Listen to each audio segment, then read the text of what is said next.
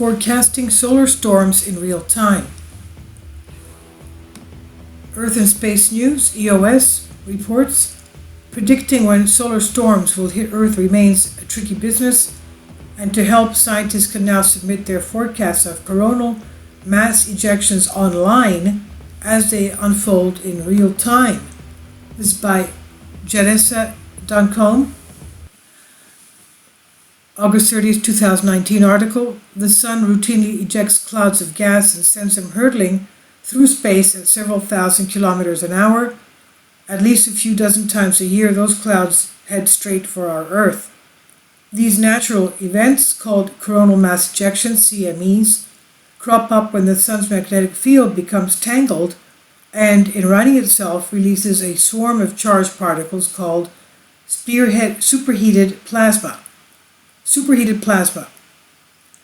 Sent at just the right angle towards Earth, these plasma clouds can wreak havoc on our electrical grids, satellites, and oil and gas pipelines.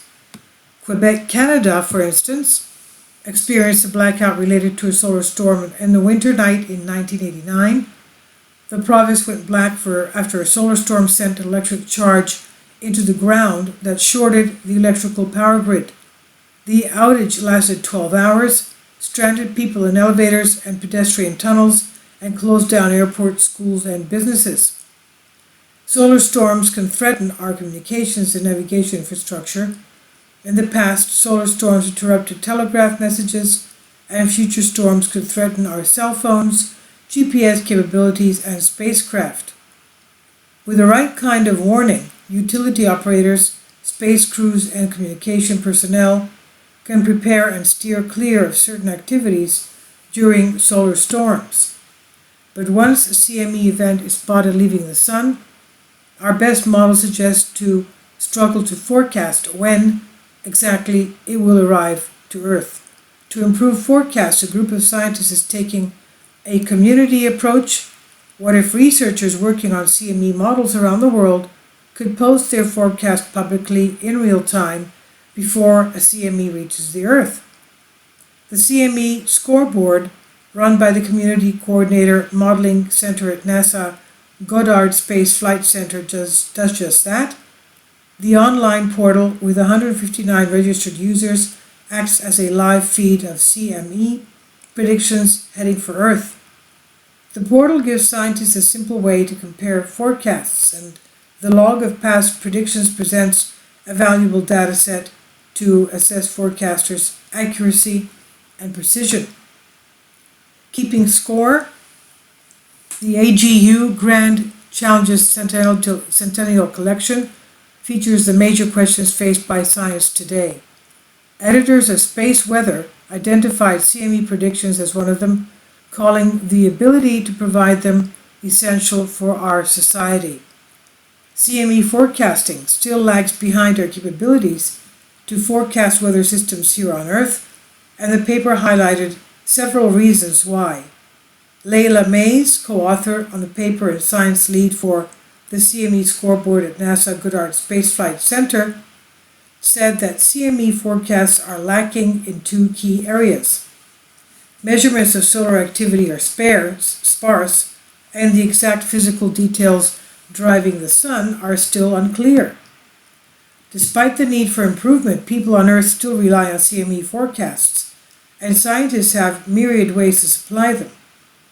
The National Oceanic and Atmospheric Administration and the United Kingdom's Met Office both release publicly available CME predictions, and individual research groups build their models from scratch.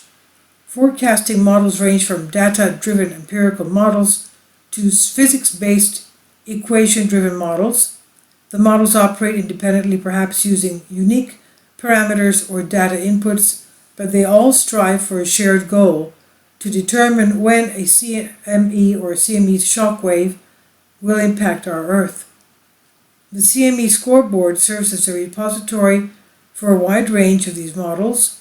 Mays said that scientists tracking solar activity will notice when a CME event explodes from the surface of the sun, setting down a ticking clock for when the plasma will hit Earth or miss it altogether.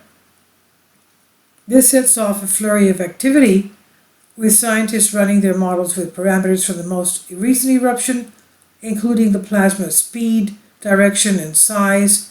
With the numbers crunched, they pour their best guess and wait to see what unfolds.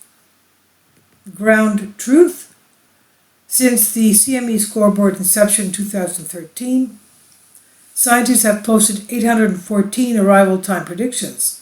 Some predictions narrowly missed the mark, skirting the real arrival time of the CME by a mere hour or two, but others are days away, trailing the arrival by 30 or more hours. May said that the forecasts come from over 100 users and represent 26 unique prediction methods. She said that the interest in the portal has been strong, which she's not surprised about. The scoreboard merely gives a platform for ad hoc discussions that researchers were already having, spread across listeners and email chains whenever a new CME would appear. Pete Riley, senior research scientist at Predictive Science Inc., knew of the scoreboard but had never contributed, and looking at years of forecasts on the website, he decided to analyze the accuracy and precision of past predictions. He said, "I felt like having knowledge of the field, but not having a horse in the race, so to speak. I'd be able to do a fairly independent evaluation," Riley says on EOS.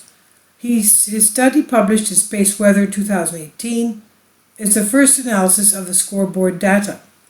Riley and his collaborators compared the difference between the projected arrival times and the actual reported times for 32 models. The analysis showed that the forecasts, on average, predicted the CME arrival with a 10-hour error, and they had a standard deviation of 20 hours.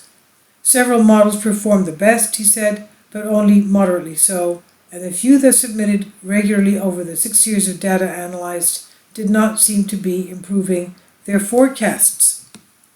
The paper serves as a kind of ground truth for where we are at currently. Riley said, as well as laying the foundation for future analysis, Riley made the code accessible so that future forecasts can be tested against the group. May said that in the future, the scoreboard may use the information to create a list of automatically updated metrics. Although more work lies ahead, Riley has said that the future looks bright for more accurate predictions, and he points to new space missions that will help fill in blind spots, including NASA's Parker Solar Probe and nanosatellites called CubeSats that individual research groups deploy. Quote, "Space weather is becoming even more important because as a society we are so reliant on technology right now," Riley said.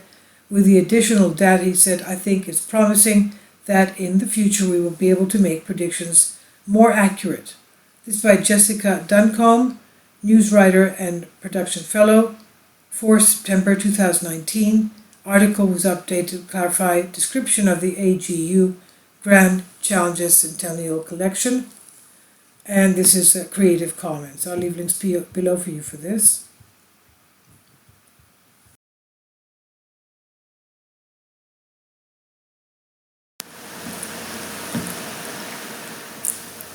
If you'd like to join me on my Patreon account, you will hear content not covered by mainstream media. These riveting stories will be based on my research, and I will state my opinions and give my personal insight on diverse and controversial subjects and world events not covered by mainstream media, and not supported by YouTube guidelines. So whatever I have on my Patreon, most of those will not be on my YouTube channel. Please consider becoming a member today. More of the most significant and important videos will be on my Patreon channel. Your support helps me to continue my research and keeps this YouTube channel alive. And we depend on your support, your generous charity, because we help economically challenged families here in Athens, Greece, in Kapota, and we also help the young generation with university tuition and the community around our church. Thank you.